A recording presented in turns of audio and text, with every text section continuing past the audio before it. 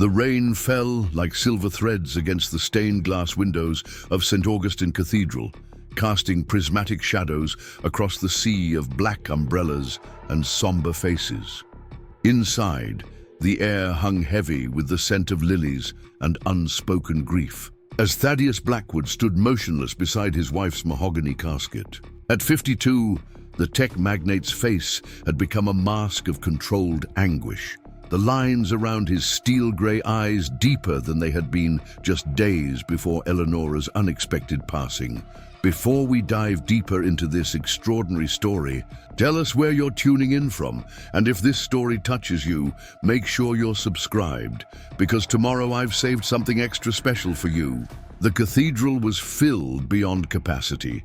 Business associates, society figures, and political connections all gathered to pay respects to the woman who had stood beside Avalon Heights' most powerful resident for nearly 3 decades.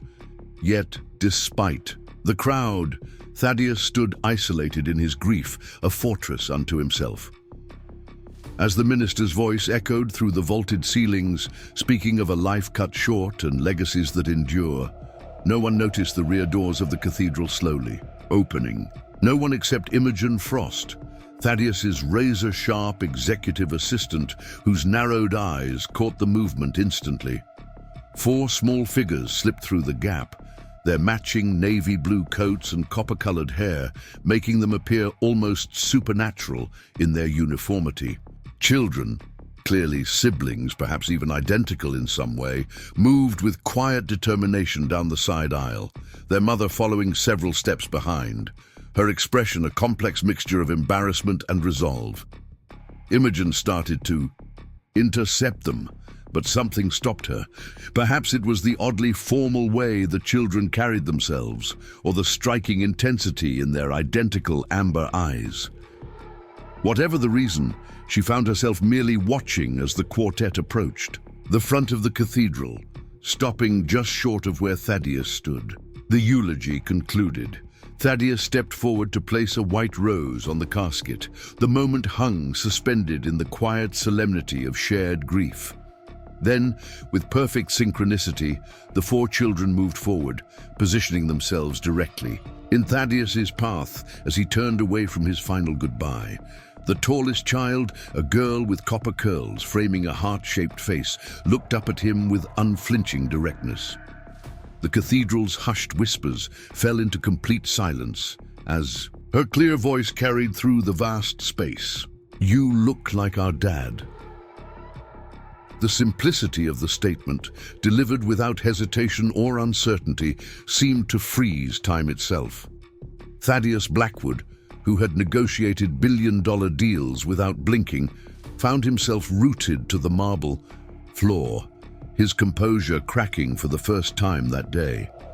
The child continued, her 3 siblings flanking her like sentinels. "Our mother said we would find you here. She said you might not know about us, but that we have your eyes." The murmurs began then, rippling through the congregation like wildfire. Thaddeus's gaze darted past the children to the woman standing several paces behind them, a stranger with wary eyes and the same copper hair as the children, her hands clasped so tightly her knuckles had gone white. "I don't understand," Thaddeus whispered, his voice uncharacteristically fragile. "Who are you?" The little girl extended her hand with unexpected formality. "I'm Zara Trevino.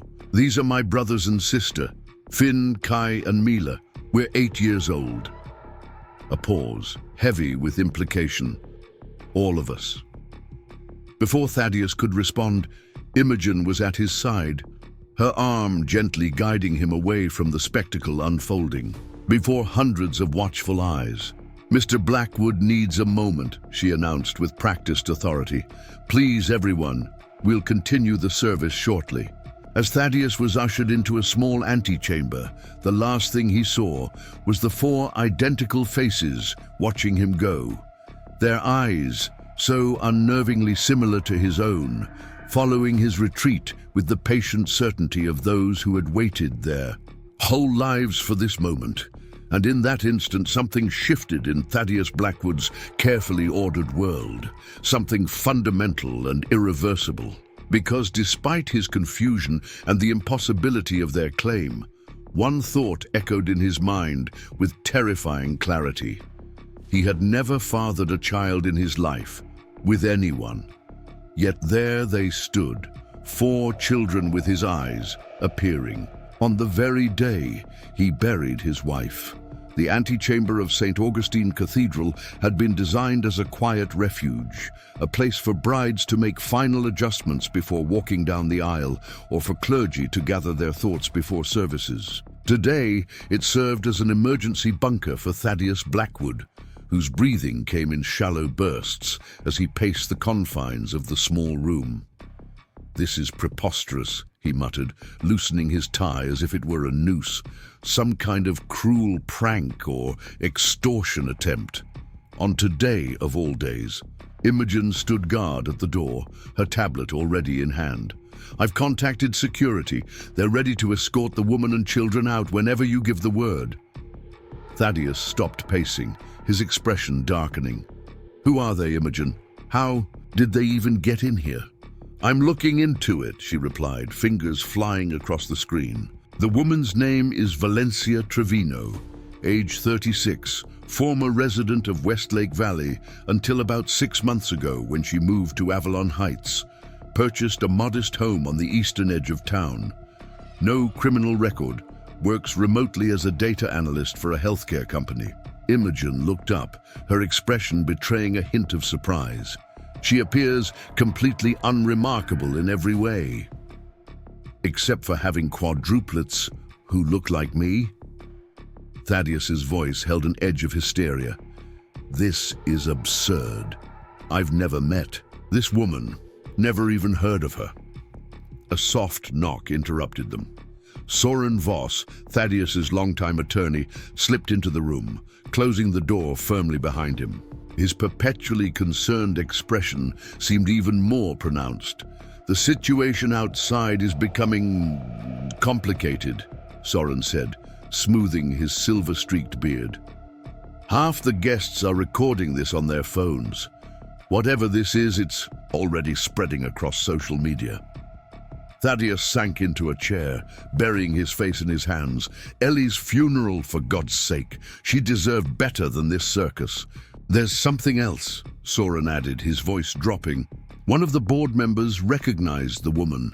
Valencia Trevino was apparently a participant in a clinical trial at Helix Fertility Institute about 9 years ago. The one Blackwood, biotech funded before you shifted focus to cancer research." Thaddeus's head snapped up. "What? That's impossible." "I'm just telling you what I heard," Soren replied, raising his hands defensively. "But it might explain why she's here. Perhaps she believes there was some irregularity with the procedure." The room fell silent as the implications settled over them. Blackwood Biotech, Thaddeus's pharmaceutical empire, had funded numerous research initiatives over the years, including several cutting-edge fertility treatments. But Thaddeus had always maintained an arm's-length relationship with the research division, preferring to focus on the business side while scientific teams worked independently. "I need to speak with her," Thaddeus decided, suddenly standing up. "Privately, away from the spectacle." "Thaddeus, I strongly advise against this," Soren cautioned. "At least until we understand what she wants." "What she wants?" Thaddeus repeated, anger flaring. "She brought 4 children to my wife's funeral and created a scene that will be on every gossip blog by sundown. I think I deserve to know why." Before either Imogen or Soren could protest further, Thaddeus straightened his tie and moved toward the door. "Have security clear a path to my car. Tell them to bring the woman, Ms. Trevino, and the children to Ravenscroft Manor in 1 hour. And Imogen..." He paused, his voice hardening. "Find out everything there is to know about Valencia Trevino and her connection to Helix by the time I get home." as Thaddeus stepped back into the cathedral to face the whispers and stares of hundreds of guests. He couldn't shake the image of those four children with their copper hair and amber eyes. His eyes, the impossibility of it burned in his mind like a fever dream. The rain had intensified by the time Thaddeus's sleek black Bentley glided through the wrought-iron gates of Ravenscroft Manor. The sprawling estate, with its Gothic spires and immaculate gardens, had always felt more like a museum than a home, perfect for hosting charity galas and impressing business associates, but never truly comfortable.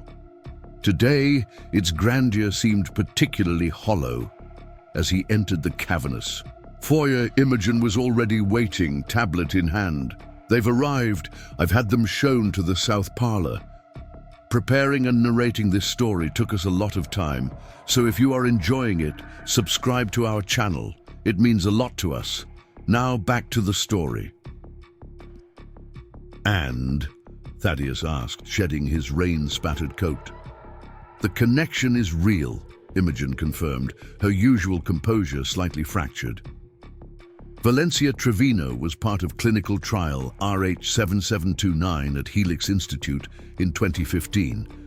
She received fertility treatments resulting in a multiple birth, quadruplets, born February 3rd, 2016. "That doesn't explain why she thinks I'm involved," Thaddeus countered, though the uneasiness in his stomach suggested otherwise. "There's more," Imogen continued, swiping through her notes. 3 months ago, Mrs. Blackwood, Eleonora, visited Valencia Trevino at her home in Avalon Heights. They spoke for over 2 hours. Thaddeus froze, the blood draining from his face. "Ellie knew about this woman? How? Why wouldn't she tell me?" Imogen's expression remained carefully neutral. "I don't know, sir, but there's something else you should see before you meet with them." She handed him a sealed envelope, the paper thick and expensive. This was in Mrs. Blackwood's personal safe. "I found it while gathering her documents as you requested. It's addressed to you in her handwriting." Thaddeus stared at the envelope, his name written in Eleonora's elegant script. With unsteady fingers, he broke the seal and unfolded a single sheet of paper. "My dearest Thaddeus, if you're reading this, I am gone, and the truth I've been struggling with has finally found its way to you. I had hoped to tell you myself, to explain everything face to face, but fate seems to have other plans. 8 years ago, something happened at Helix Institute that you weren't aware of. Dr. Matthias Adler, who oversaw the fertility research, made a decision that has haunted multiple lives ever since. I only discovered it myself 3 months ago, through an anonymous package sent to our home. The quadruplets are connected to you in a way that defies simple explanation. I've met them, Thaddeus. I've looked into their eyes, your eyes, and seen the undeniable truth that science and secrecy created. I was angry at first, betrayed. But these children are innocent, as is their mother. The fault lies elsewhere, with those who played God with lives and genetics without consent. Please, when they come to you, and they will, remember that your capacity for compassion has always been your greatest strength, though you hide it well behind boardroom tactics and business acumen. The full documentation is in the blue folder. In my personal safe, you'll need it for what comes next. I have always loved you, even in the difficult moments, even now. Forever yours." Ellie. Thaddeus read the letter twice, his hands shaking more violently with each word. "What blue folder?" he demanded, his voice barely above a whisper. Imogen hesitated, then produced a worn leather portfolio from her bag. "This was with the letter. I haven't opened it." Thaddeus took the folder but didn't open it. He couldn't. Not yet. His mind reeled with implications too enormous to process in the moment. Instead, he straightened his shoulders and steeled himself for the confrontation waiting in the south parlor. "Have Soren join us," he instructed Imogen, "and contact Dr. Adler immediately. I want him here within the hour." Dr. Adler left Helix Institute 3 years ago, Imogen replied. His current whereabouts are unclear. Thaddeus's jaw tightened. Find him, whatever it takes. The south parlour of Ravenscroft Manor was a study in contrasts that afternoon. The opulent room with its silk wallpaper and antique furniture seemed to dwarf the 5 figures waiting anxiously on the edge of a Victorian settee. Valencia Trevino sat rigidly upright, her simple black dress a stark contrast to the room's grandeur, while her 4 children were arranged beside her like perfectly matched porcelain dolls. When Thaddeus entered, followed closely by Soren, Valencia immediately stood. The children, as if choreographed, rose in unison. "Mr. Blackwood," Valencia began, her voice steady despite the visible tension in her shoulders. "I want to apologize for our intrusion today. The timing was regrettable. But after speaking with your wife, I believed you would want to know about the children." "My wife," Thaddeus repeated, the word catching in his throat. "You spoke with Eleonora?" Valencia nodded. 3 months ago, yes. She contacted me after receiving some documents regarding the fertility treatments I underwent at Helix Institute. She hesitated, glancing at the children. "Perhaps we could speak privately first." Thaddeus followed her gaze to the 4 identical faces watching him with unnerving intensity. He noticed now what he had missed in the cathedral, the perfect symmetry of their features, the unusual amber color of their eyes that matched his own, the copper hair several shades lighter than their mothers. "Children," Valencia said gently, "would you mind exploring the garden for a few minutes while the adults talk? Stay where I can see you through the window."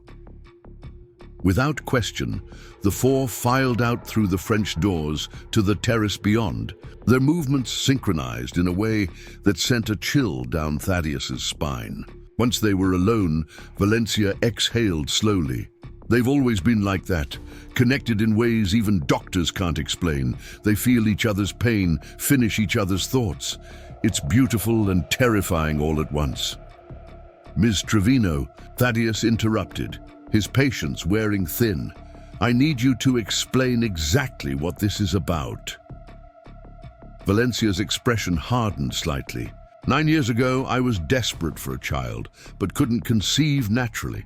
Helix Institute was offering an experimental fertility treatment at a significantly reduced cost for women willing to participate in their research. I signed up, underwent the procedure, and 9 months later I had quadruplets, a 1 in 7 million occurrence, they told me. "And you believe I'm somehow connected to this?"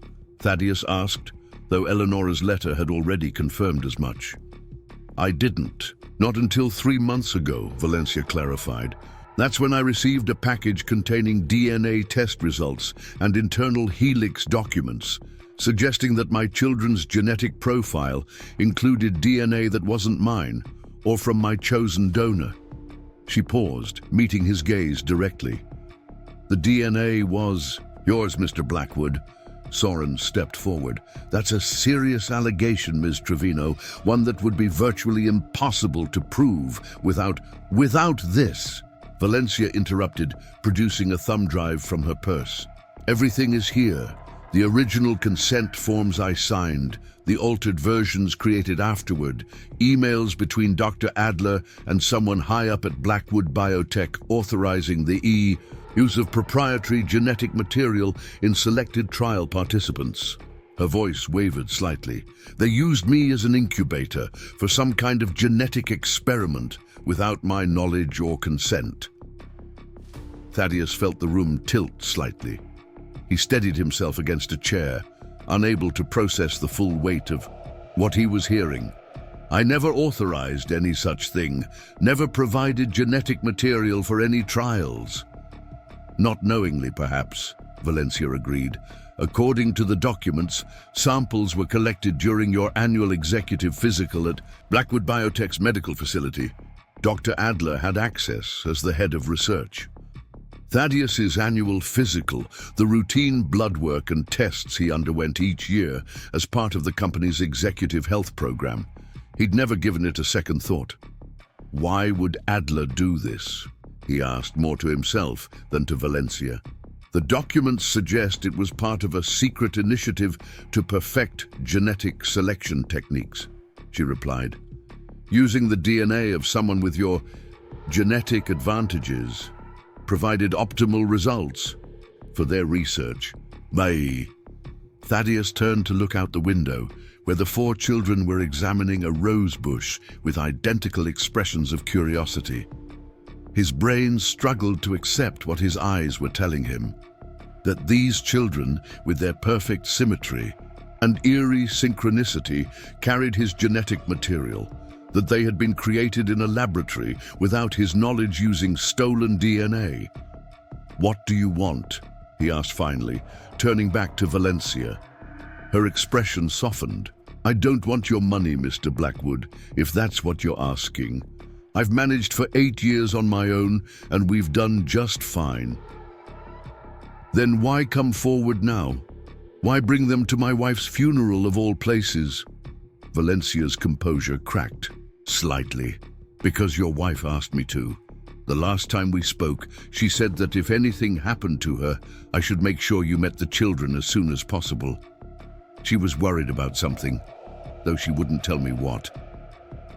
Valencia's eyes filled with unexpected tears. "She was kind to us, Mr. Blackwood. She seemed to genuinely care about the children once she got past her initial shock. She visited us several times." Thaddeus felt as if he'd been struck. Eleonora had known about these children for months, had visited them, spoken with them, perhaps even grown to care for them, all while keeping this monumental secret from him. "Mrs. Blackwood said she was working on making things right," Valencia continued. "She promised that once she had gathered enough evidence, she would tell you everything and help us pursue legal action against Helix Institute and anyone else involved." She glanced down at her hands. "Then I heard about the accident. When the children learned she had died, they insisted on coming to the funeral. They felt connected to her." Thaddeus's mind caught on her choice of words. "Accident? What accident?" Valencia looked confused. "Your wife's car accident. It was in the news." "It wasn't an accident," Thaddeus said quietly. "Eleonora drowned in our pool. She was found floating face down by the gardener early Wednesday morning. The medical examiner ruled it an accidental drowning, possibly related to the sleeping medication she occasionally took." The color drained from Valencia's face. "That's not possible. I spoke with her Tuesday night. She called me from her car, saying she had found something important and was coming to see me. She never arrived." A heavy silence fell over the room as the implications of this contradiction settled around them. Soren exchanged an alarmed glance with Thaddeus. "Mrs. Blackwood couldn't swim," Thaddeus said slowly, the pieces beginning to align in a horrifying new configuration. "She avoided the pool area entirely. She never would have been there at night, especially after taking medication." Outside, the quadruplets had arranged themselves in a perfect line, facing the window, as if sensing the shift in atmosphere within. Their identical faces were solemn, their posture unnaturally still. Watching, waiting. "Mr. Blackwood," Valencia said carefully, "I think your wife was murdered because of what she discovered about Helix Institute, and I think whoever did it might come after my children next." Thaddeus felt ice replace the blood in his veins as he finally reached for the blue folder Imogen had given him. Inside was a USB drive similar to Valencia's, a handwritten note from Eleonora with an address: Mistwood Cottage, North Shore, key under West Garden Stone, and a single photograph that made his heart stop. The image showed Dr. Matthias Adler shaking hands with a man whose face had been obscured by shadow, but Thaddeus recognized the distinctive signet ring on the man's right hand. He'd seen it countless times across conference tables and at charity events. It was the ring worn by Gregory Sinclair, his second-in-command and Blackwood Biotech's current CEO. As the realization dawned, Thaddeus's phone chimed with an incoming message from Imogen. Security breach at main gate. 3 unmarked. Vehicles approaching the house. Gregory Sinclair requesting emergency meeting situation at funeral. Should I allow entry? Thaddeus looked up at Valencia, then out at the 4 children still standing like sentinels in the garden, their copper hair gleaming in the afternoon sunlight. 4 innocent lives created through manipulation and deceit. 4 children who, regardless of how they came to be, shared his DNA. 4 children who might now be in danger because of secrets buried within his own company. No, he told Valencia, his decision crystallizing with sudden clarity. They won't come after your children, because as of this moment, they're under my protection. He turned to Soren, already typing a response to Imogen. We need to leave. Now, through the East Wing passage. Have the helicopter ready. Thaddeus, what are you doing? Soren asked, alarmed. What Ellie would have wanted, he replied, his grief transforming into resolve. I'm protecting my family. Outside, dark clouds gathered over Ravenscroft Manor as 3 black SUVs rolled up the winding driveway. Inside each vehicle, men in dark suits waited for orders, unaware that the quarry they sought was already slipping away through a forgotten passage beneath the grand estate. A millionaire, a mother, and 4 extraordinary children, bound by blood and secrets, fleeing into an uncertain future together. The Mistwood cottage lived up to its name in the pale morning light, emerging from the mist like a forgotten fairy tale illustration. Nestled among ancient pines on the remote north shore, the modest 2-story structure stood in stark contrast to the opulence of Ravenscroft Manor. Its weathered stone walls and slightly crooked chimney suggested generations of quiet living rather than architectural grandeur. Thaddeus Blackwood guided the rented SUV down the gravel driveway, his eyes constantly checking the rearview mirror despite the unlikelihood of being followed. They had taken a circuitous route after the helicopter dropped them at a private airfield, 50 miles north, switching vehicles twice, avoiding main roads, and traveling through the night while the quadruplets slept in the back seat, their copper heads resting against each other like fallen leaves. Valencia sat in the passenger seat, her face etched with exhaustion, but her posture still vigilant. She hadn't questioned Thaddeus when he'd insisted they flee, hadn't hesitated when he'd outlined the possibility of real danger. It was as if some part of her had been expecting this moment for years, waiting for the other shoe to drop on her impossible family. This is it? She asked as the cottage came fully into view. Thaddeus nodded, bringing the vehicle to a stop. According to Eleonora's note, yes. I've never been here before. He hesitated, then added, I didn't even know she owned property outside of Avalon Heights. The admission seemed to hang between them, another piece of evidence that the woman Thaddeus had been married to for nearly 3 decades had kept significant secrets from him, secrets that now threatened to reshape his understanding of both his past and future. Mom? Zara's voice came from the back seat, alert despite the early hour. Where are we? The other 3 children stirred in unison, their amber eyes blinking open with identical expressions of curiosity. It was still disconcerting to Thaddeus, this perfect synchronicity, as if they operated on a shared frequency no one else could access. Somewhere safe, Valencia replied, her voice softening as it always did when she addressed her children. Mr. Blackwood has brought us to a special house where we can rest for a while. Thaddeus caught Zara's gaze in the rearview mirror, analytical, assessing beyond her 8 years.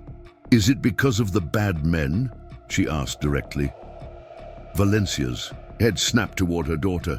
What bad men, Zara?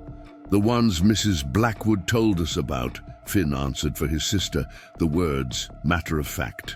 She said some people might want to study us because we're special. She said we'd have to be brave.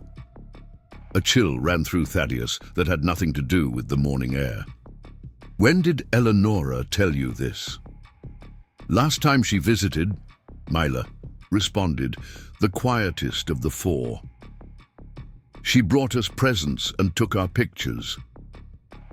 She had sad eyes, Kai added, completing the thought as the quadruplets often did for one another. She said we looked just like you when you were young. Thaddeus gripped the steering wheel tightly, trying to process this new information. Eleonora had not only known about these children, but had apparently formed a relationship with them, had worried for their safety, had kept photographs. "Let's get inside," he said abruptly, unable to dwell on the implications in this vulnerable moment. Everyone stayed close together. They retrieved the key, exactly where Eleonora's note had indicated, beneath a moss-covered stone near the western garden wall. The cottage door creaked open to reveal an interior that was surprisingly warm and inviting. Hand-woven rugs covered hardwood floors, bookshelves lined the walls, and comfortable mismatched furniture created cozy conversation nooks. It looked nothing like the sleek, designer-curated spaces of Ravenscroft Manor. "Did your wife come here often?" Valencia asked, taking in the lived-in quality of the space. Thaddeus moved through the main room slowly, noticing small details that confirmed this had indeed been Eleonora's sanctuary.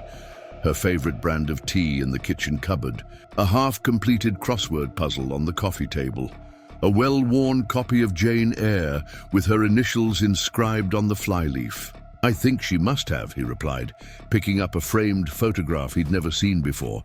It showed a much younger Eleonora sitting on these very steps, laughing at something out of frame. Her hair was loose and natural, not the carefully styled version she presented to Avalon Heights society. "But I don't understand why she never told me about this place." "Perhaps it was her refuge," Valencia suggested softly. "Sometimes we all need a space that belongs just to us." The quadruplets had already begun exploring, moving through the cottage with coordinated efficiency. Their methodical approach might have seemed strange in typical children, but Thaddeus was beginning to understand that nothing about these four was typical. "Mr. Blackwood," Zara called from the hallway, "you should see this." He followed her voice to discover a small study at the back of the cottage. Unlike the cozy comfort of the main living areas, this room was clinically organized. A large corkboard covered one wall, filled with photographs, documents, and red string connecting various elements. A high-end laptop sat on the desk, surrounded by stacks of folders labeled with dates and initials. It was an investigation room, Eleonora's investigation room. "She was collecting evidence," Thaddeus murmured, taking in the scope of his wife's secret work. "Building a case." The corkboard told a story that made his stomach turn. Photographs of Dr. Matthias Adler, Gregory Sinclair, and other Blackwood biotech executives. Copies of internal memos about Project Genesis, a name he'd never heard before. Medical files with redacted sections highlighted. And at the center, images of the quadruplets at various ages, from infancy to what appeared to be recent months. Valencia moved to stand beside him, her breath catching as she recognized her own. Medical records pinned to the board. She was trying to expose them. Thaddeus nodded, his throat tight. "And I think it got her killed."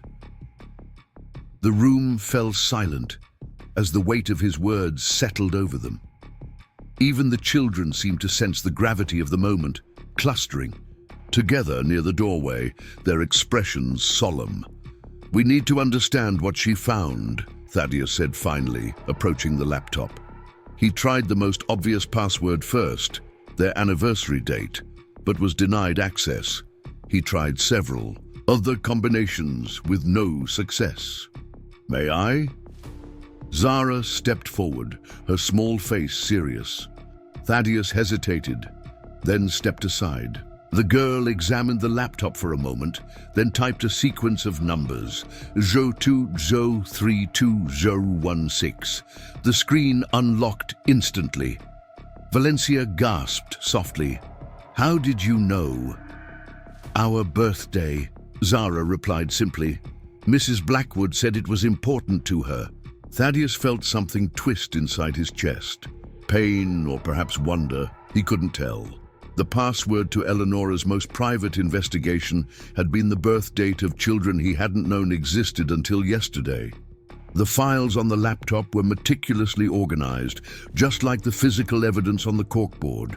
Folders labeled Helix Financial Records, Adler Correspondence, Board Meeting Minutes, and Genesis Protocols filled the screen. Thaddeus clicked on the last one first. What they found made Valencia sink into the desk chair, her face draining of color. Project Genesis hadn't been merely about fertility treatments or genetic selection.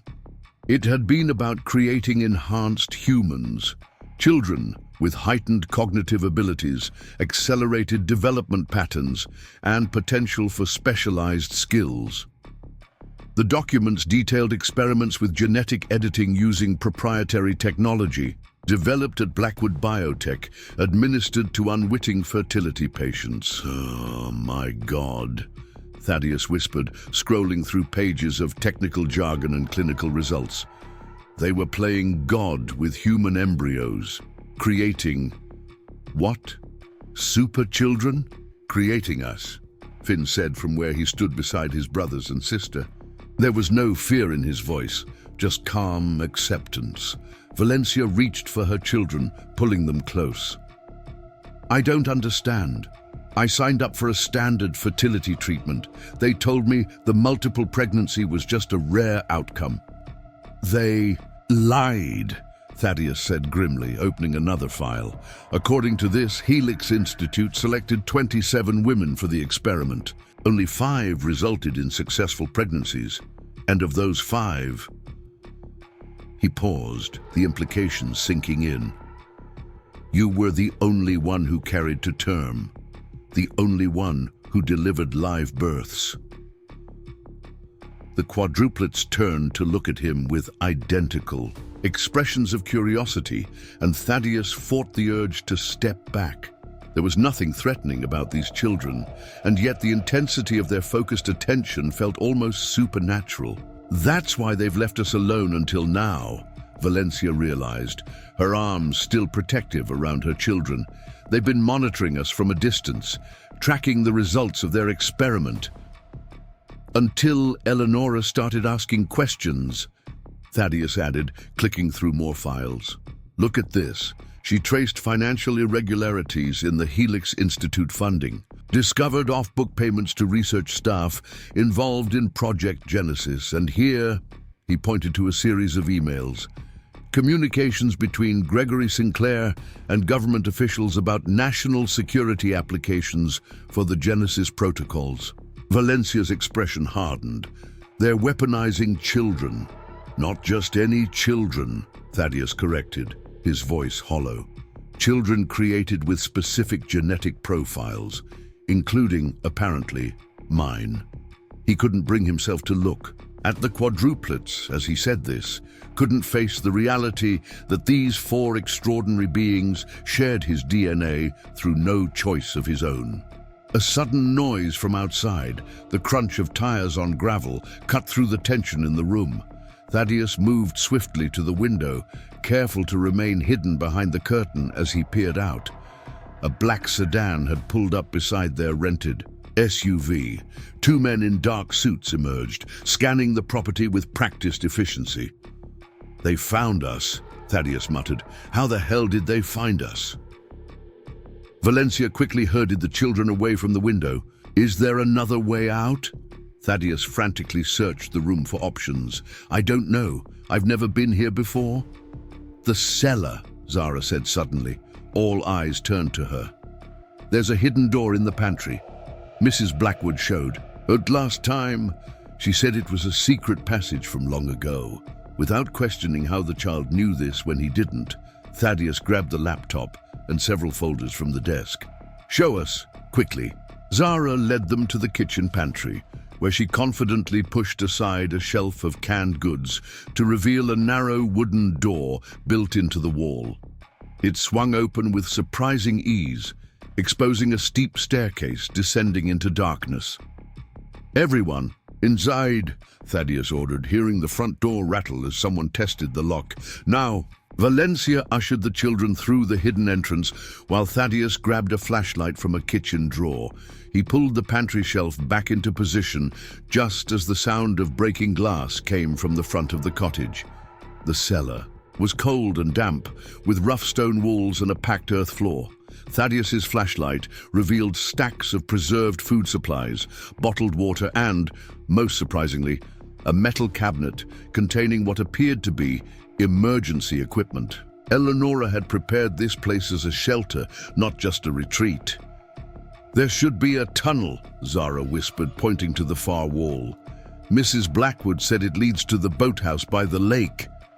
Thaddeus stared at the child, equal parts amazed and unsettled by how much she knew. "When exactly did Eleonora show you all this?" 2 weeks ago, Finn answered. "She said it was just in case." "In case what?" Valencia asked. "In case the bad men ever found us," Mila replied softly. Heavy footsteps creaked across the floorboards above their heads, and Thaddeus motioned for silence. He moved toward the wall Zara had indicated, running his hands over the rough stone until he felt a slight difference in texture, a section that had been more recently constructed than the rest. "Help me," he whispered to Valencia. And together, they pushed against the wall section until it swung inward, revealing a narrow tunnel carved through the earth and reinforced with wooden beams. "This was planned," Valencia murmured as they guided the children into the passage. "Your wife was preparing for exactly this scenario. The tunnel was just tall enough for the adults to move through in a crouched position. The children navigated it with ease, moving ahead of Thaddeus and Valencia with the confident steps of those who somehow knew exactly where they were going.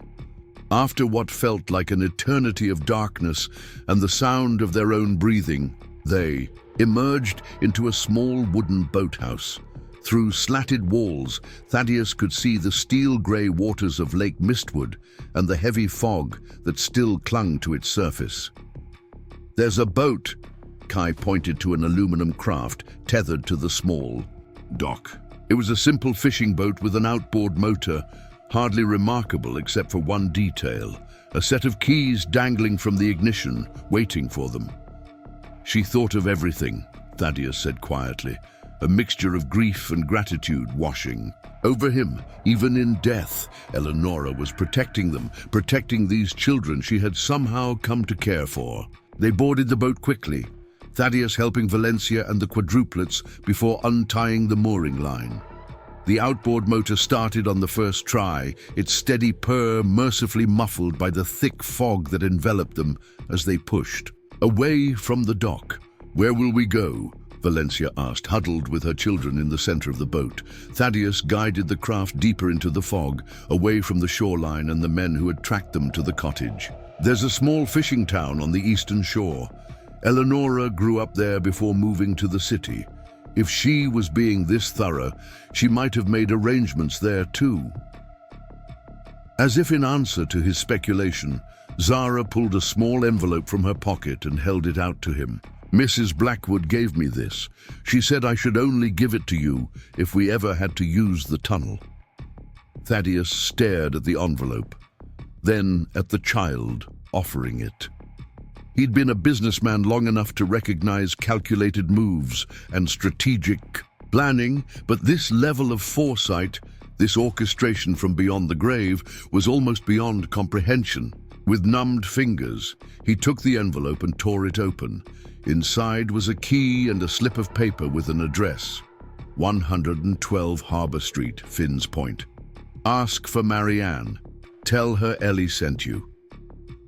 "Finn's Point," he repeated, looking toward the eastern shore, now hidden by fog. "That's where we're headed." The boat moved silently through the water, a small island of fragile humanity surrounded by the void of fog. Thaddeus glanced back at the quadruplets, who had arranged themselves in the center of the boat with practiced precision. A square formation, each child facing outward as if standing guard in their own direction. "They're not just genetically enhanced, are they?" he asked Valencia quietly. "There's something more going on with them." Valencia's eyes remained fixed on her children, love and worry battling in her expression. "They've always been different, connected in ways I can't explain. They dream the same dreams, feel each other's pain. Sometimes they speak to each other without words." "Telepathy?" Thaddeus asked, unable to keep the skepticism from his voice despite everything he'd witnessed. "I don't know what to call it," Valencia admitted.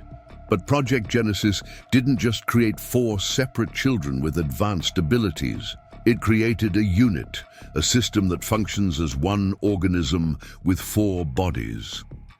As if to demonstrate, the children suddenly turned in unison, their eyes focusing on the same point in the fog behind them. Seconds later, the distant sound of a motorboat engine cut through the silence. "They're following us," Zara announced calmly. Thaddeus pushed the throttle forward, increasing their speed as much as he dared in the limited visibility. The fog was both their protection and their handicap, hiding them from pursuit but also concealing potential obstacles. "Mr. Blackwood," Myla said suddenly, her voice surprisingly authoritative for the usually quiet child, "you should turn 15 degrees north." "How could you possibly know that?" he asked, even as his hands were already adjusting their course. "As instructed." "We can see the patterns," she replied simply. "What patterns?" Valencia asked, looking between her daughter and the featureless fog surrounding them. "All of them," the 4 children answered in unison. Before Thaddeus could process this cryptic response, Zara pointed ahead. "There, Finn's Point. We'll be safe there." The fog was thinning now, revealing the approaching shoreline and the small fishing village that clung to it. Weathered docks extended into the water, lined with commercial fishing boats and smaller recreational craft. Beyond them, quaint buildings, in faded colors, climbed the gentle slope away from the waterfront. Thaddeus guided their boat toward a public dock at the edge of the harbor, away from the busier central area. The pursuing engine sound had faded, lost somewhere in the fog behind them, but he knew better than to assume they'd escaped. "Stay close," he instructed as they disembarked. "Act natural, like we're just tourists visiting for the day." They made their way through the quiet morning streets of Finn's Point, passing fishermen preparing for late morning launches and shopkeepers opening their doors for the day's business. A few curious glances followed them. Strangers were clearly uncommon. Here, especially a group as distinctive as theirs, but no one approached or questioned them. Harbour Street revealed itself to be the main thoroughfare of the small town, lined with modest shops, cafes, and weathered buildings that had clearly stood for generations. Number 112 turned out to be a small bookshop with a faded blue exterior and a hand-painted sign that read, "Lighthouse Books." A bell jingled as Thaddeus pushed open the door, ushering Valencia and the children inside. The interior was a bibliophile's dream, floor-to-ceiling shelves crammed with volumes both new and used, comfortable reading nooks tucked into corners, and the unmistakable scent of paper and binding glue. Behind a cluttered counter stood an elderly woman with silver hair pulled into a neat bun. She looked up at their entrance, her sharp blue eyes taking in the unusual group with a single sweeping glance. "We're looking for Marianne," Thaddeus said, stepping forward. "Ellie sent us." The woman's expression didn't change, but her posture straightened almost imperceptibly. "I'm Marianne," she replied, her voice carrying the distinctive local accent. "Eleonora called me 2 weeks ago, said I might be receiving visitors in need of my hospitality." Her gaze shifted to the quadruplets, and something softened in her features. These must be the special little ones she mentioned. The children stared back at her with identical expressions of assessment, apparently neither surprised nor confused by the woman's recognition. "You knew Eleonora?" Thaddeus asked. Marianne's lips curved into a sad smile. "I've known Ellie since she was born. I was her mother's best friend." She moved from behind the counter, revealing a slight limp as she approached them. "I'm guessing, since you're here, things have gone according to her worst expectations." Thaddeus nodded, the grief he'd been pushing aside suddenly threatening to overwhelm him. "She's dead, murdered, we think, and now the people responsible are after us." Marianne closed her eyes briefly, pain washing over her weathered face. Poor Ellie, always too smart for her own good. She sighed deeply, then seemed to gather herself. "Well, she made arrangements. There's an apartment above the shop where you can stay. Fully stocked, private entrance from the back alley. No one will think to look for Thaddeus Blackwood in a place like this." Valencia stepped forward. "You know who he is?" "Of course I do," Marianne replied matter-of-factly. "Everyone in the business world knows who he is. And Ellie kept me updated on her life, even after she married into high society and moved away." She cast an appraising look at Thaddeus. "Though I'll admit, none of her letters mentioned her husband being involved with these remarkable children." "It's complicated," Thaddeus said, not wanting to explain the full situation in front of the quadruplets. Marianne nodded, accepting his deflection. "Isn't it always? Come, I'll show you upstairs. You all look like you could use some rest and a decent meal."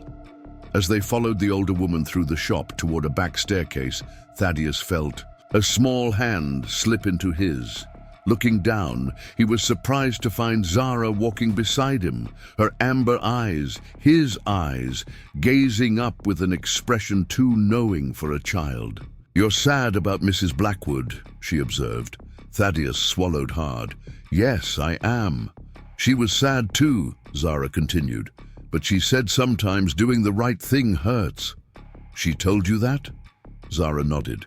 "When she took our blood samples. She said she needed proof to keep us safe, even though it made her feel bad to poke us with needles." Thaddeus stopped walking, processing this new information. "Eleonora took your blood for DNA testing. To prove we're like you," Zara confirmed. "She said the evidence had to be perfect or the bad men would just keep hurting more families." A coldness settled in Thaddeus's chest as the pieces aligned.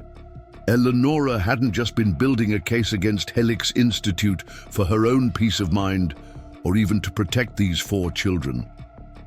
She'd been assembling the evidence for a much larger exposé, one that would bring down not just individual researchers, but potentially his entire company.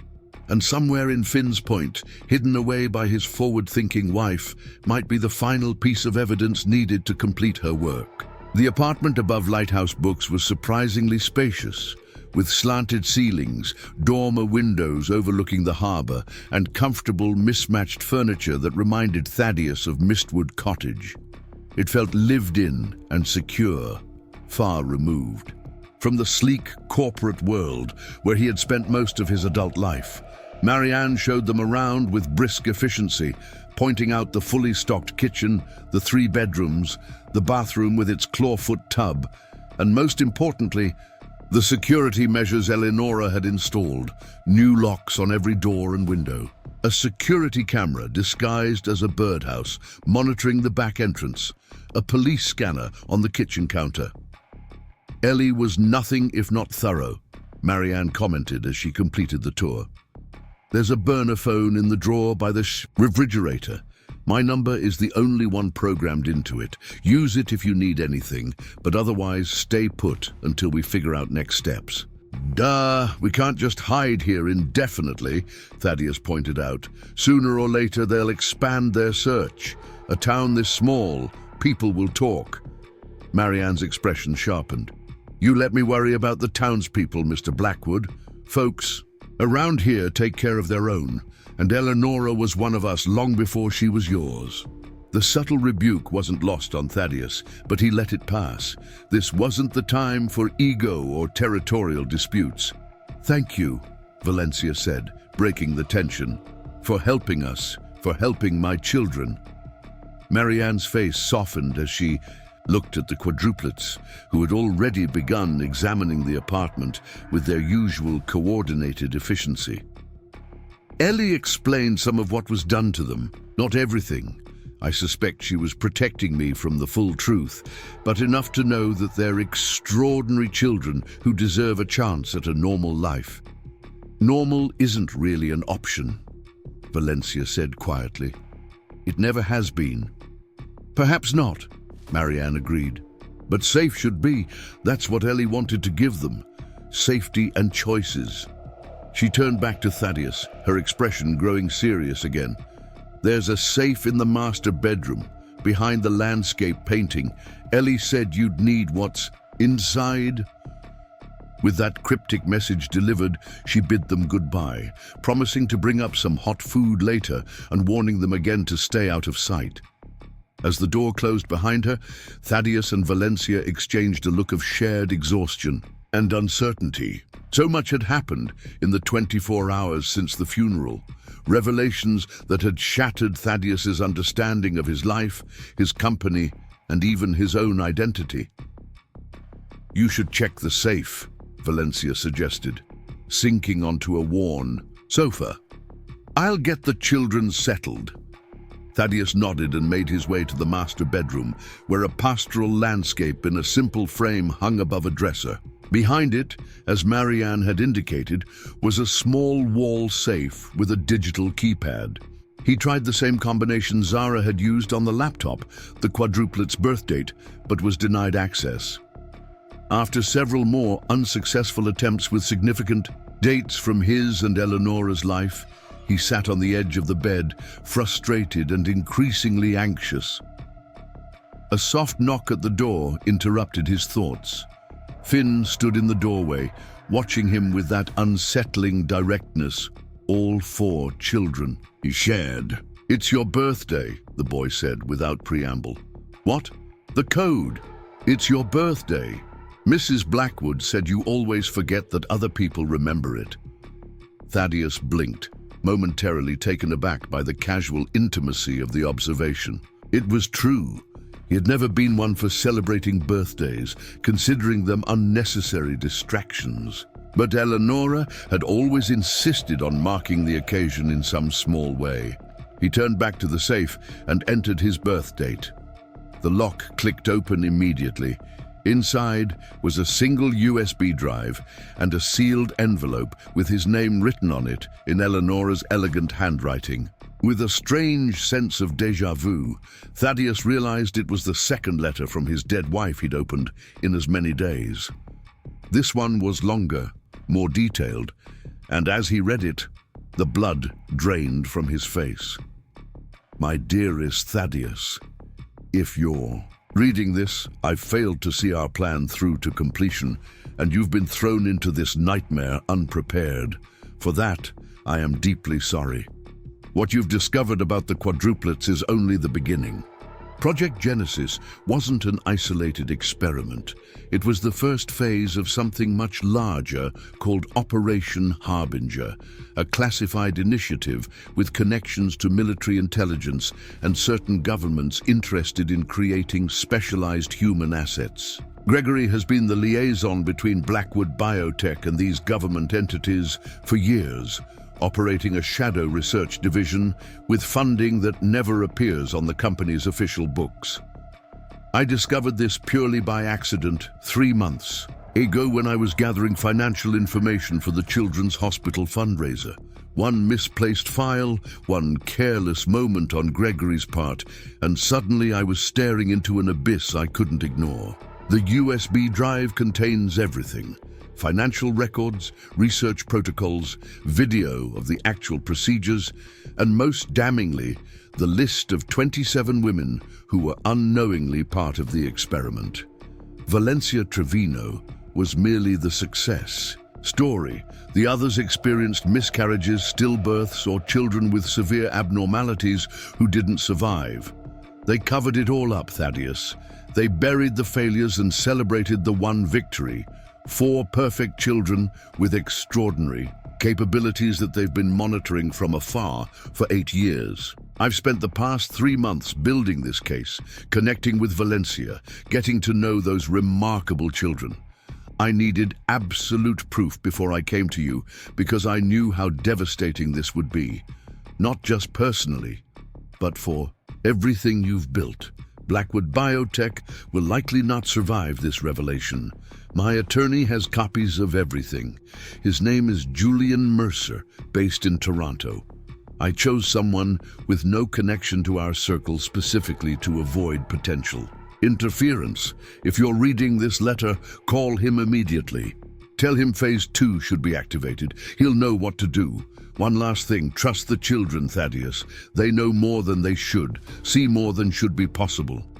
They've been trying to tell Valencia for years, but how does a mother accept that her children are something beyond normal human evolution?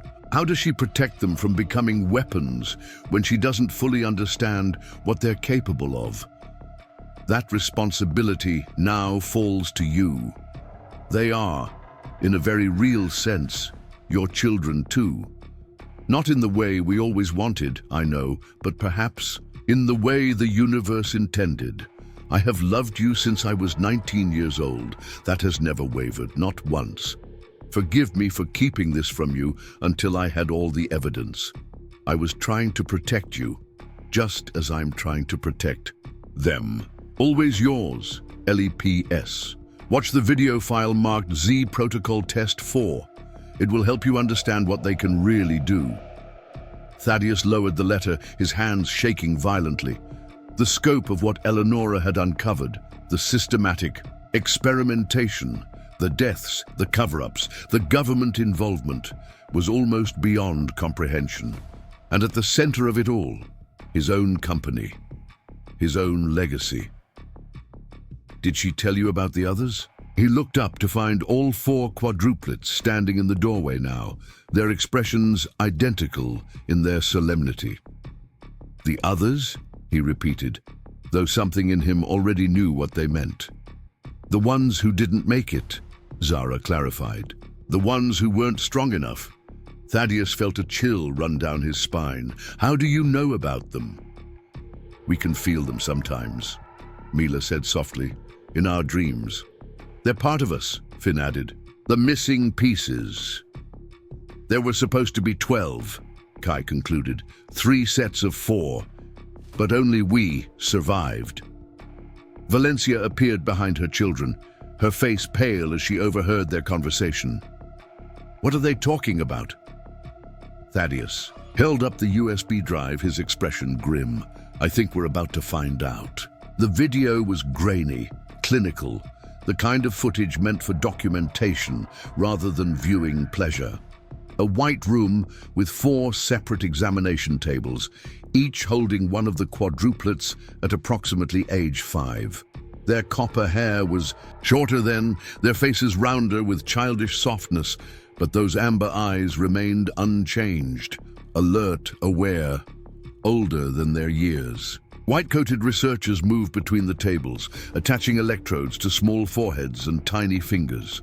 The children submitted to the examination without protest, their expressions unnervingly calm, as needles were inserted and samples taken. A digital readout at the bottom of the screen marked the date, just over 3 years ago. I don't understand, Valencia whispered, her hand pressed against her mouth as she watched the screen. This never happened. I never authorized any testing like this. Thaddeus glanced at her sharply. You don't remember them being taken for these examinations? Never. Valencia's voice was firm, though her eyes remained fixed on the screen, in horror. I would never have allowed anyone to treat them like lab specimens. On the video, a man in a lab coat approached the camera. Middle-aged, with thinning hair and wire-rimmed glasses, he adjusted the frame before speaking directly to the viewer. Test Protocol Z, Phase 4. Subjects have been prepped with standard monitors. Baseline readings show synchronized neural patterns consistent with previous observations. Today, will be testing the range of their cognitive link under stress conditions. The quadruplets, watching the video from where they sat clustered on the floor, showed no surprise or distress at the images. They observed with the detached interest of scientists reviewing familiar data. On screen, the researcher moved to one of the examination tables, the one holding young Kai. Subject K will be isolated for the duration of this test.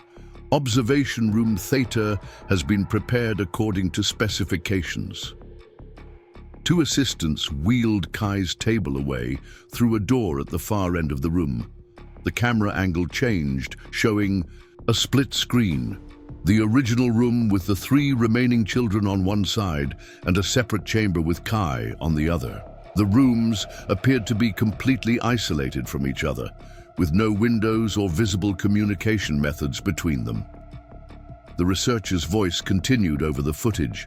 Previous tests have demonstrated telepathic capabilities across distances up to 50 meters. This test will extend the range to 200 meters with additional electromagnetic dampening fields in place.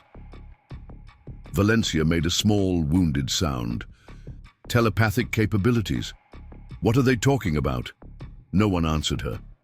On screen, the researcher approached Zara's table with what appeared to be a simple children's puzzle, a wooden box with shapes that had to be fitted through corresponding holes. Subject Z will be presented with a spatial reasoning task which she has never seen before. We will monitor whether the solution can be transmitted to Subject K across the isolation barrier. The researcher placed the puzzle on a small tray attached to Zara's examination table. The little girl looked at it calmly, then methodically, began solving it, fitting each shape through its correct opening without hesitation or error. The camera shifted to Kai, alone in his separate room. Without prompting, he raised his hands and began making precise movements in the air, mirroring exactly the actions Zara was performing 200 meters away. His fingers traced the outlines of shapes that weren't physically present before. Remarkable, murmured the researcher's voice. Now, for phase 2 of the test. The camera returned to the main room, where the researcher presented Mila with a complex mathematical equation written on a tablet, far beyond the capabilities of a typical 5-year-old. Without hesitation, Mila began solving it, her small, finger-tracing calculations on the screen. In his isolated room, Kai simultaneously raised his hand and began writing invisible numbers in the air, his finger movements precisely matching Mila's, despite having no visual contact with her. "Is this real?" Thaddeus asked, turning to the quadruplets who sat watching their younger selves with neutral expressions. "You can communicate like this? Share information instantaneously?" "Yes," all four answered in unison, the effect more unsettling now that Thaddeus understood its implications. "But how?"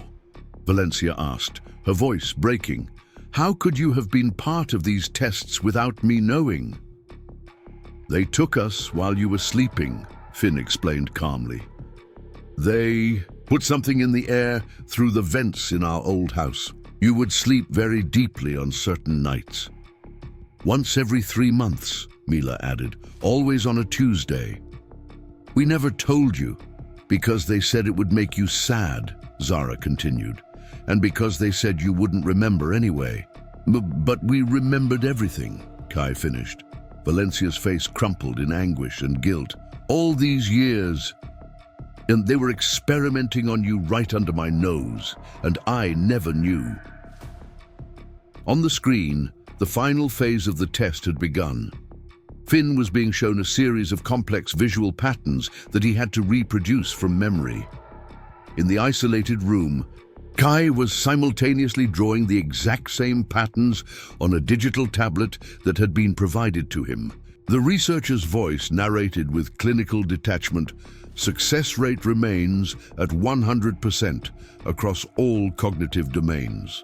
The neural link between subjects appears to be unaffected by either distance or dampening measures. The video continued for several more minutes, documenting additional tests and measurements before cutting abruptly to a conference room where several men in business attire sat around a table. Gregory Sinclair, Thaddeus's second-in-command, was easily recognizable at the head of the table, his distinguished silver hair and signature signet ring visible as he gestured to a presentation screen. The Trevino quadruplets represent our greatest success to date, Sinclair was saying. Not only have they survived and developed normally, but their cognitive capabilities exceed our most optimistic projections. The telepathic link alone represents a breakthrough that could revolutionize military applications. A man in a military uniform leaned forward, his face partially obscured by the camera angle. And you're confident this can be replicated? The Pentagon isn't interested in one-off miracles, Mr. Sinclair. With additional funding, absolutely, Sinclair replied smoothly. Project Genesis was just the proof of concept. The Z protocol has identified precisely which genetic modifications produce these results. We've already begun preparing for the next phase using refined techniques. And what about the original subjects? Asked another man at the table. The Trevino children. Sinclair's expression remained professional, but his tone cooled slightly. They remain under observation.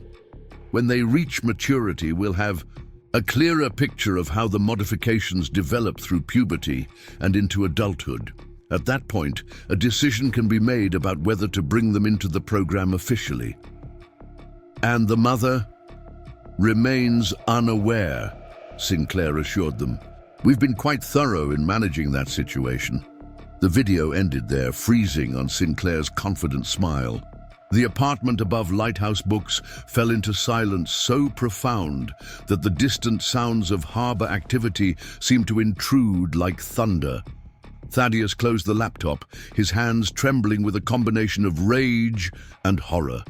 Everything he had built, everything he had believed about his company's mission to improve human health and longevity, had been perverted into something monstrous right under his nose. They were creating weapons, he said finally, his voice hollow. Using my company, my resources, my DNA. Using my children, Valencia corrected, her arms wrapped protectively around all four quadruplets as they sat on the floor beside her.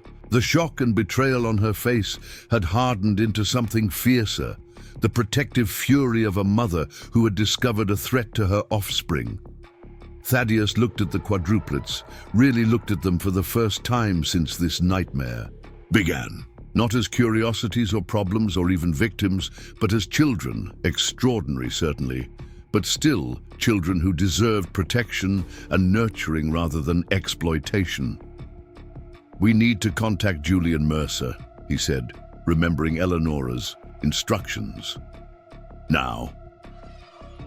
The burner phone Marianne had mentioned was exactly where she said it would be, in the drawer beside the refrigerator. Thaddeus dialed the international number for Julian Mercer's Toronto office with shaking fingers. A receptionist answered with practiced professionalism. Mercer Legal Associates. I need to speak with Julian Mercer immediately, Thaddeus said, struggling to keep his voice even. Tell him it's regarding Eleanora Blackwood and Phase 2. The line went silent for a moment, then, 1 moment please. 30 seconds of bland hold music later, a man's voice came on the line, deep and precise with a slight Canadian accent. This is Julian Mercer. To whom am I speaking? Thaddeus Blackwood, my wife Eleanora. I know who you are, Mr. Blackwood, Mercer interrupted.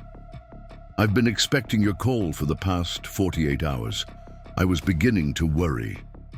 Thaddeus glanced at Valencia and the quadruplets, who watched him with identical expressions of solemn attention. We've been evading some unwanted attention. I've only just discovered the message Eleanora left for me. I understand, Mercer replied, his tone softening slightly. First, let me express my condolences for your loss.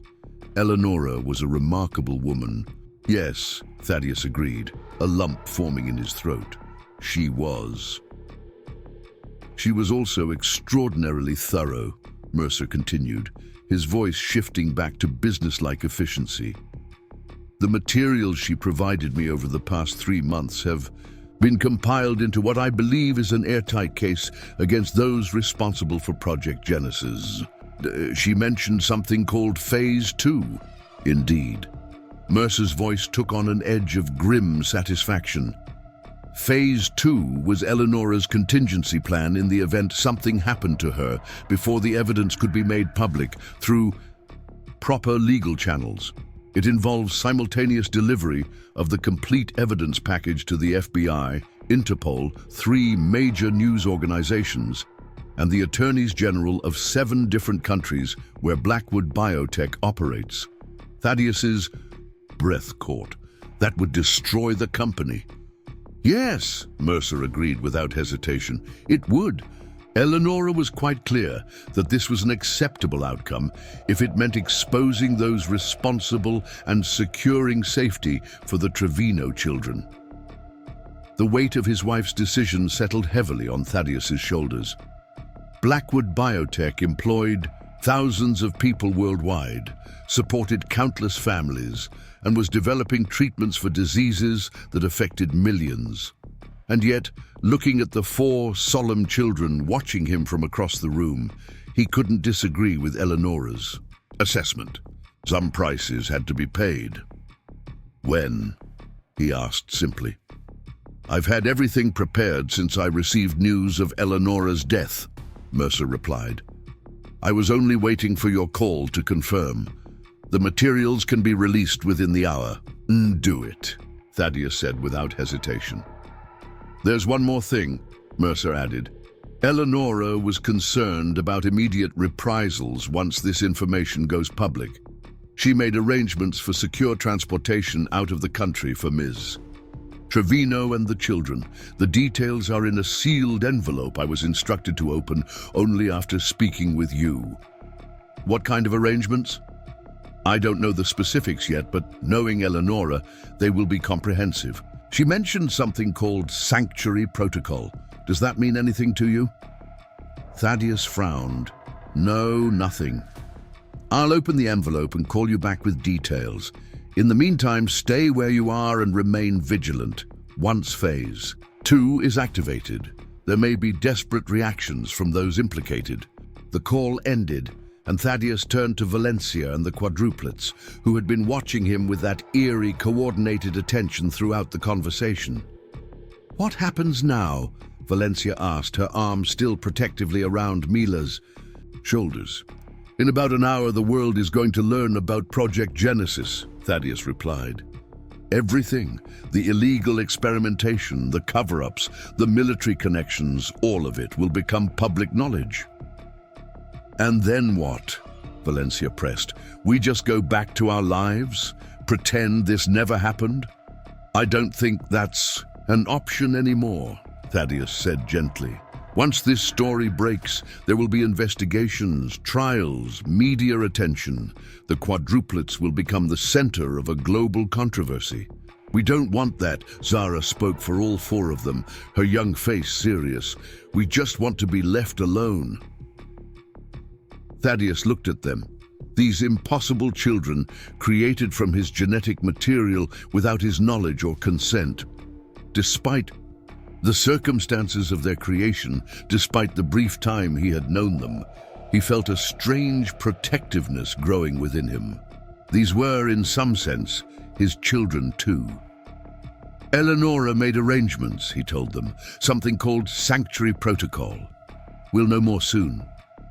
Before anyone could respond, the sound of a vehicle pulling up outside the bookshop drew their attention.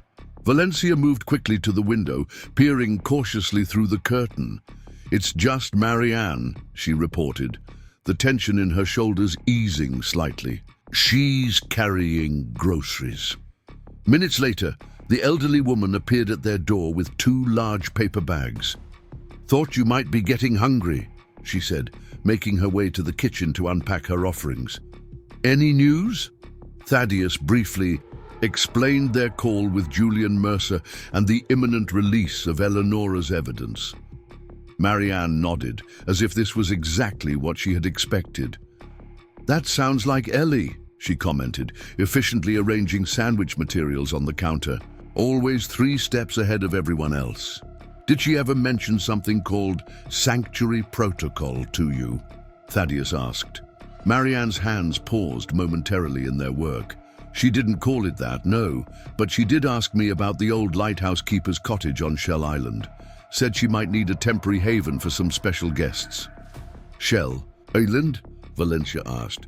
"Small island about 5 miles offshore," Marianne explained, resuming her sandwich preparation. "Not much there except the automated lighthouse and the keeper's cottage. Been abandoned since they automated the light 20 years ago." She glanced at the quadruplets, who were watching her with their usual intensity. "Isolated, off the grid, accessible only by boat, perfect place to disappear for a while."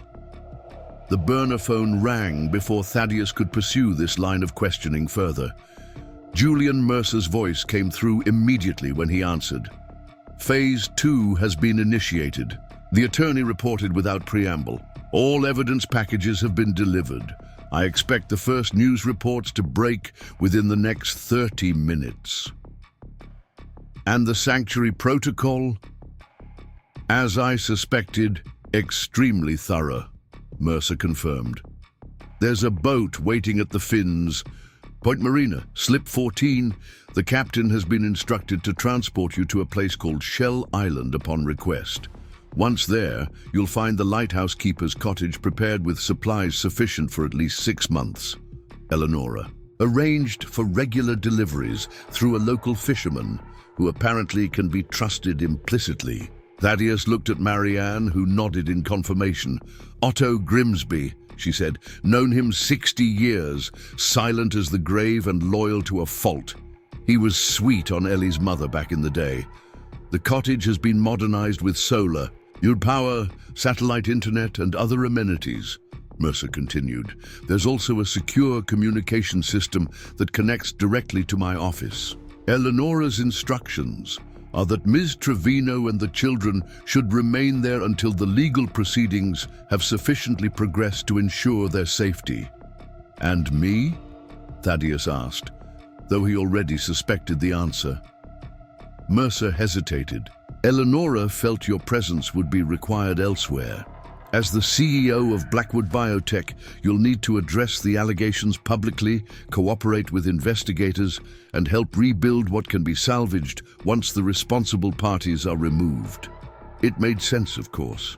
Thaddeus couldn't simply disappear while his company imploded and thousands of innocent employees faced the consequences of actions taken by a corrupt few.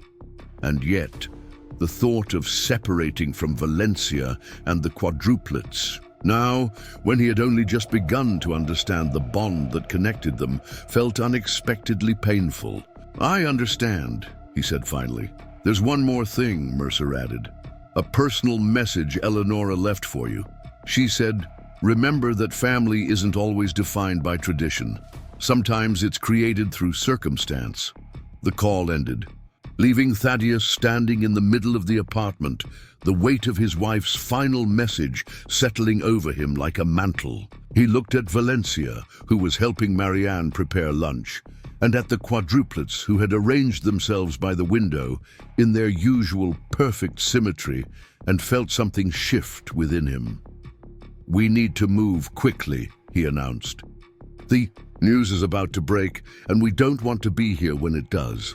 Within 20 minutes, they had gathered their few belongings and were making their way down the back stairs to the alley behind Lighthouse Books. Marianne led them through a maze of narrow streets, avoiding the main thoroughfare where they might be noticed. "The marina is just ahead," she said, pointing to where the masts of sailboats could be seen swaying gently beyond the buildings. "Slip 14 should be at the far end." They moved as inconspicuously as possible, though Thaddeus couldn't help feeling exposed. The quadruplets seemed to share his unease, their eyes constantly scanning their surroundings with unnerving coordination. "Someone's watching," Zara said suddenly, her voice low but certain. Thaddeus immediately swept his gaze across the marina, seeing nothing out of place. "Where?" "Not here," Finn clarified. "Back in the town. They're asking questions." "How could you possibly know that?" Thaddeus asked, though after seeing the video, he was beginning to accept that these children's abilities extended far beyond normal perception. "We just do," Mila replied simply. "We need to hurry," Kai added, a note of urgency in his usually calm voice. They quickened their pace, Marianne leading them along the weathered wooden dock to Slip 14, where a rugged fishing boat bobbed gently in the water. A weathered man with a salt and pepper beard stood waiting, his eyes narrowing as he spotted their approach. "Otto," Marianne called, "these are Ellie's friends, the ones she told you about." The man nodded once, his expression giving nothing away. "Storms coming in from the northeast," he remarked, glancing at the horizon where dark clouds were indeed gathering. "Best be on our way." As they boarded the boat, Thaddeus caught sight of a small television playing through the window of the harbormaster's office. Though he couldn't hear the audio, the images were unmistakable. Aerial footage of Blackwood Biotech headquarters with breaking news scrolling across the bottom of the screen. Phase 2 was underway. Otto guided the fishing boat skillfully through the increasingly choppy waters, the approaching storm casting an appropriate gloom over their escape. The quadruplets sat together at the bow, their copper hair whipping in the wind as they stared out at the horizon with identical expressions of concentration. Valencia moved to stand beside Thaddeus at the stern, her eyes fixed on her children. "What happens after this?" she asked quietly. "When the scandal dies down and the trials are over, what becomes of them?" Thaddeus considered the question carefully. "I don't know," he admitted, "but I'd like to help figure it out if you'll let me." Valencia turned to study his face, searching for something in his expression. "Why? Because they share your DNA, because you feel responsible?" "Partly," Thaddeus acknowledged, "but also because Eleonora cared about them, because they're extraordinary children who deserve a chance at whatever version of normal they can have." He paused, then added more hesitantly, "And because I've never had children of my own. Never. Thought I wanted them, but now..." He didn't finish the sentence, but Valencia seemed to understand what he was trying to say. She reached out and squeezed his hand briefly. "They like you," she said simply. "They don't like many people." Shell Island appeared through the mist, a tiny speck of land dominated by the white tower of the lighthouse. As they drew closer, a small cottage came into view, nestled against the rocky shore, weathered but well-maintained, with solar panels glinting on its roof despite the overcast sky. Otto docked the boat at a small wooden pier and helped them unload their meager belongings. "I'll be back in 3 days with more supplies," he said gruffly. "Radio in the cottage if you need anything sooner." As the boat pulled away, leaving them alone on the island, Thaddeus felt a strange mixture of relief and trepidation. They were safe for the moment, but the world he would eventually have to return to was changing dramatically with each passing minute. The cottage proved to be more comfortable than its rustic exterior suggested. Modern appliances, comfortable furniture, a sophisticated communication system, and enough food and supplies to last for weeks. Eleonora had indeed thought of everything. While Valencia settled the children in the upstairs bedrooms, Thaddeus found himself drawn to a small study at the back of the cottage. Like the one at Mistwood, this room appeared to have been set up as a workspace, with a desk, computer, and what looked like a secure file cabinet. On the desk sat a single envelope with his name written in Eleonora's handwriting.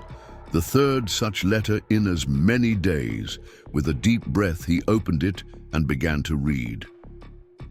"My dearest Thaddeus, if you're reading this, you've made it to Shell. Island, and the first stage of exposing Project Genesis is underway. I wish more than anything that I could be there with you, guiding you through what comes next. But I've learned over these past months that we don't always get what we wish for. I know you must be struggling to reconcile the man you've been, the businessman, the innovator, the public figure, with this new role thrust upon you as reluctant guardian to 4 extraordinary children. It's a lot to ask, especially coming from beyond the grave, but I wouldn't ask if I didn't believe with all my heart that you're capable of rising to this challenge. The quadruplets need more than protection, Thaddeus. They need guidance in a world that will seek to exploit their gifts. They need someone who understands the corporate and governmental forces that will never stop trying to control them. They need you. That doesn't mean you have to suddenly become a full-time father figure. Valencia has done a remarkable job raising them under impossible circumstances, but you can offer something equally valuable, a connection to a part of themselves they've never understood, and the resources to help them navigate a future none of us can fully predict. I've arranged for trust funds to be established for each child, drawn from my personal inheritance from my grandmother. Gregory and the board can't touch these funds, no matter what happens to Blackwood Biotech. The details are in the file cabinet, along with documentation establishing you as a legal guardian alongside Valencia, should both of you agree to this arrangement. I know this isn't the future either of us envisioned when we made our vows all those years ago. I know the coming months will be difficult as you face the public fallout from Project Genesis, but I believe this crisis, like all others, will eventually pass. And when it does, perhaps you'll find that family comes in unexpected forms and that second chances appear when we least expect them. Whatever you decide, know that my love for you has never wavered, and that my greatest wish is for you to find the peace and purpose that sometimes eluded us both. So forever yours, Ellie. Thaddeus lowered the letter slowly, tears he hadn't allowed himself to shed now flowing freely down his face. Grief for Eleonora, anger at the betrayal by those he had trusted, fear for the uncertain future. All of it crashed over him in a wave he could no longer hold back. A small hand slipped into his, startling him from his emotion. Zara stood beside him, her amber eyes, his eyes, regarding him with that unnervingly adult comprehension. "Mrs. Blackwood knew she wouldn't come back when she said goodbye to us," the child said quietly. "She was sad, but she wasn't afraid." Thaddeus wiped his eyes, strangely unembarrassed to be caught crying by this solemn 8-year-old. "How did you know that?" "We just knew," Zara replied simply. Then with a child's directness, "Are you going to stay with us?" "Not all the time," Thaddeus answered honestly. "I have some important things to take care of first, but I'll come back. If that's okay with you and your mother and your siblings." Zara nodded, as if this was exactly the answer she had expected. "We'll be waiting," she said, then added with sudden childlike shyness, "We've never had a father before."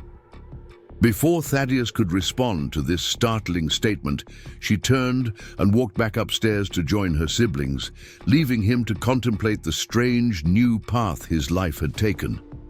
Outside, the storm had broken in earnest, rain lashing against the windows and waves crashing against the rocky shore. But inside the lighthouse keeper's cottage, a fragile new beginning was taking shape. A family formed not through traditional bonds, but through extraordinary circumstances none of them could have predicted. 3 months later, the headlines had moved on to other scandals, though the legal proceedings against Gregory Sinclair and his co-conspirators continued to work their way through the courts. Blackwood Biotech had survived, diminished, but purged of those responsible for Project Genesis. Thaddeus had stepped down as CEO, choosing instead to focus on a new foundation dedicated to bioethics and the protection of human research subjects. He divided his time between the mainland, where he cooperated with investigators and worked to rebuild his company's shattered reputation, and Shell Island, where he was gradually getting to know the 4 remarkable children who shared his DNA. It wasn't a conventional family by any means. Valencia maintained her role as the quadruplets' primary parent, while Thaddeus offered something different, a link to their genetic heritage and a shield against those who might still wish to exploit their unique abilities.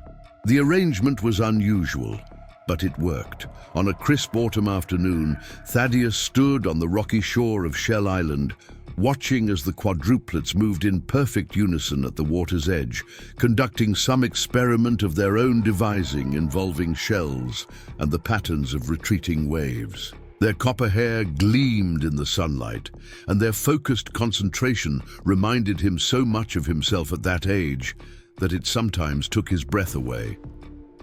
Valencia joined him, wrapping a sweater around herself against the brisk breeze.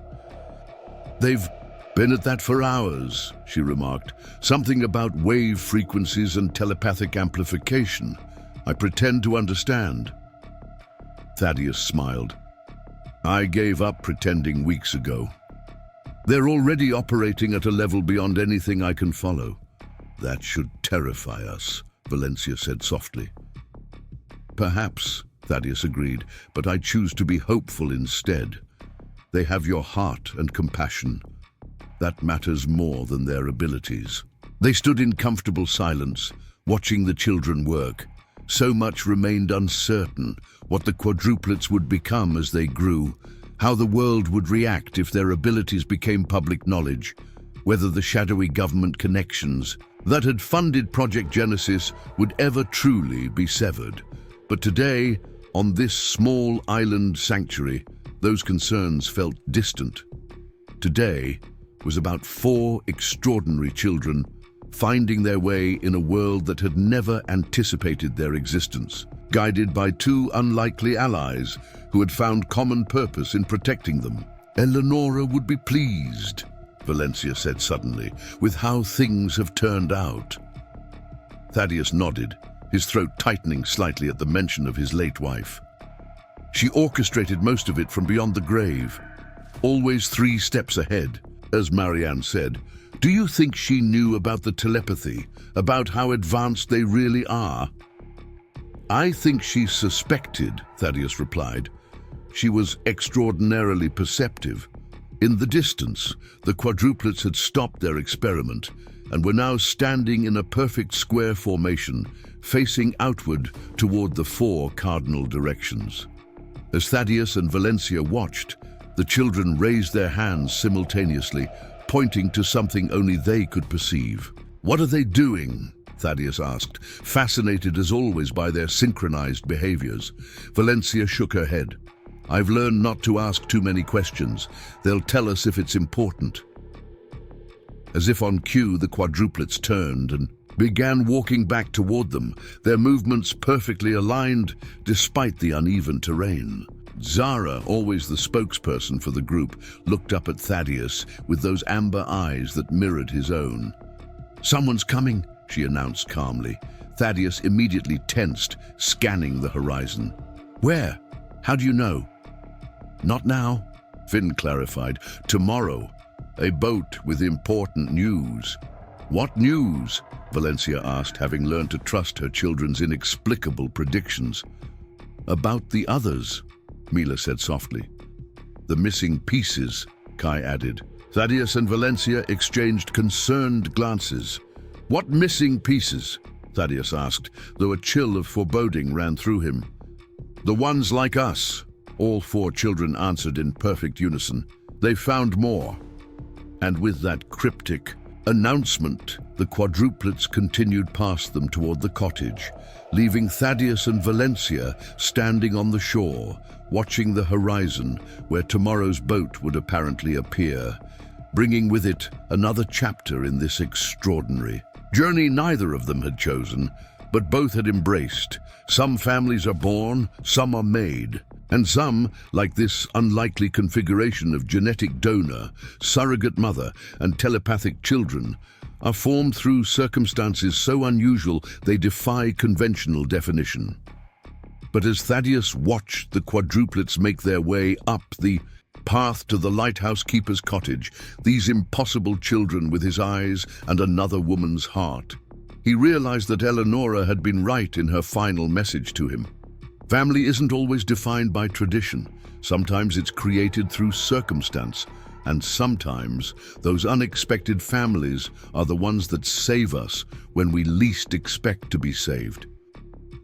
Up next, you've got two more standout stories right on your screen. If this one hit the mark, you won't want to pass these up. Just click and check them out.